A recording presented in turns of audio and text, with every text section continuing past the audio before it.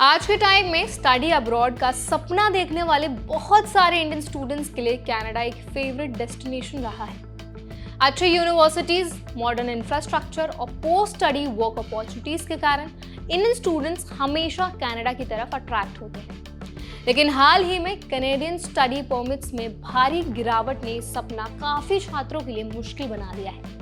इस वीडियो में आज हम समझेंगे कि कनाडा में इंडियन स्टूडेंट्स के लिए स्टडी परमिट्स की करंट सिचुएशन क्या है, स्टडी परमिट में गिरावट के पीछे मुख्य कारण और आंकड़े, भारतीय छात्रों के न आने से कनाडा के एजुकेशन सेक्टर और इकोनॉमी पर क्या असर पड़ेगा, इंडियन स्टूडेंट्स को अब कैसे केयरफुल रहना है और ऑल्टरनेटिव्स प्लान उनके क्या हो सकते हैं।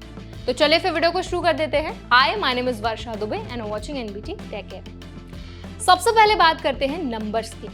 ICEF मॉनिटर की रिपोर्ट के मुताबिक 2025 में इंडियन स्टूडेंट्स के लिए कनाडा में स्टडी परमिट अप्रूवल में लगभग 50% की गिरावट आई है। पिछले साल 2024 में इंडियन स्टूडेंट्स के लिए जारी स्टडी परमिट की संख्या 1,88,255 थी, लेकिन 2025 के पहले 7 महीनों में घटकर सिर्फ 52,765 रह गई। अगर यही ट्रेंड आगे बढ़ता है तो पूरे साल 2025 में ये संख्या लगभग 90,454 ही रह सकती है। इसका मतलब ये हुआ कि 2023 की तुलना में कैनेडियन यूनिवर्सिटीज में इंडियन स्टूडेंट्स की संख्या लगभग 67.5% कम हो सकती है। इस डिक्लाइन में सिर्फ एप्लीकेशंस की संख्या में गिरावट ही नहीं है, बल्कि अप्रूवल्स में भी कमी है। जनवरी से जून 2025 के बीच कनाडा ने कुल 1,43,485 स्टडी परमिट्स एप्लीकेशन रिसीव किए। इनमें से 1,04,980 नए एप्लीकेशंस थे, लेकिन सिर्फ 31,580 परमिट्स अप्रूव हुए। इस तरह अप्रूवल रेट लगभग 30% ही रह गया। 2024 में अप्रूवल रेट 51% था। ये साफ दिखाता है कि सिर्फ एप्लीकेशंस की संख्या ही नहीं, अप्रूवल्स की संभावना भी घट गई है। तो सवाल उठता है कि ऐसा हो क्यों रहा है। भारतीय स्टूडेंट्स कनाडा के फॉरेन स्टूडेंट पॉपुलेशन का सबसे बड़ा हिस्सा है। ओंटारियो जैसे राज्यों में विदेशी छात्रों का 60% हिस्सा इंडियन स्टूडेंट्स का होता है। इसीलिए यदि इंडियन स्टूडेंट्स कम आते हैं तो यूनिवर्सिटीज को ट्यूशन फी और रेवेन्यू में बड़ा नुकसान उठाना पड़ता है। ये उनके बजट्स और इंफ्रास्ट्रक्चर प्लानिंग को भी इम्पैक्ट करता है। इंडियन स्टूडेंट्स के कम आने का एक और बड़ा असर कैनेडियन इकोनॉमी पर भी पड़ता है।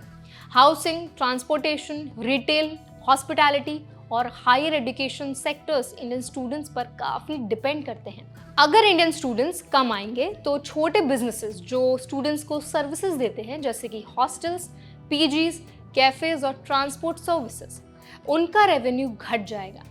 रिपोर्ट्स के मुताबिक इससे कैनेडियन इकोनॉमी को लगभग 10.5 अरब कैनेडियन डॉलर्स का नुकसान हो सकता है। इस स्थिति को देखते हुए कई यूनिवर्सिटीज ने स्कॉलरशिप अपॉर्चुनिटीज बढ़ा दी हैं ताकि ज्यादा से ज्यादा स्टूडेंट्स अट्रैक्ट किए जा सके। लेकिन स्कॉलरशिप अलोन स्टूडेंट्स को अट्रैक्ट करने के लिए काफी नहीं है। स्टडी परमिट अप्रूवल्स पर स्ट्रिक्ट रूल्स और इमिग्रेशन पॉलिसीज अभी भी बड़ी चैलेंज है। इंडियन स्टूडेंट्स के पर्सपेक्टिव से देखें तो ये काफी कंफ्यूजिंग और स्ट्रेसफुल सिचुएशन है। कई स्टूडेंट्स ने अपने करियर प्लानिंग, यूनिवर्सिटी एडमिशंस और फाइनेंसेस इस एक्सपेक्टेशन पर बनाई थी कि कनाडा में पढ़ाई और वर्क अपॉर्चुनिटीज इजी मिलेंगी। अब सडन डिक्लाइन और स्ट्रिक्ट अप्रूवल्स ने उनके प्लान्स को बहुत ज़्यादा हिंडर कर दिया है। इस वजह से स्टूडेंट्स को ऑल्टरनेटिव कंट्रीज और ऑप्शंस पर सोचना पड़ रहा है, जैसे कि ऑस्ट्रेलिया, न्यूजीलैंड, यूके या इवन यूरोपियन कंट्रीज। तो इंडियन स्टूडेंट्स इस समय कैसे केयरफुल रह सकते हैं उस पर बात कर लेते हैं। सबसे पहले एप्लीकेशन प्रोसेस में एक्यूरेसी और डॉक्यूमेंटेशन पर ध्यान दें। स्टडी परमिट एप्लीकेशंस में एरर्स और इनकम्प्लीट डॉक्यूमेंट्स अप्रूवल्स रिजेक्ट होने का सबसे बड़ा कारण है। दूसरा, अर्ली एप्लीकेशन और बैकअप प्लान रखें। अगर किसी यूनिवर्सिटी का परमिट रिजेक्ट हो जाता है तो आपके पास ऑल्टरनेट यूनिवर्सिटीज या कंट्रीज के ऑप्शंस रेडी होने चाहिए। तीसरा, फाइनेंशियल प्लानिंग भी जरूरी है, क्योंकि इंटरनेशनल एजुकेशन में ट्यूशन और लिविंग एक्सपेंसेस बहुत हाई होते हैं। चौथा, इमिग्रेशन पॉलिसी और रूल्स को अपडेटेड तरीके से नजर रखें उन पे, ताकि सडन पॉलिसी चेंजेस से आप इम्पैक्ट ना हो। ये समय स्टूडेंट्स के लिए चैलेंजिंग है, लेकिन प्लानिंग और अवेयरनेस से ये मैनेजेबल हो सकता है।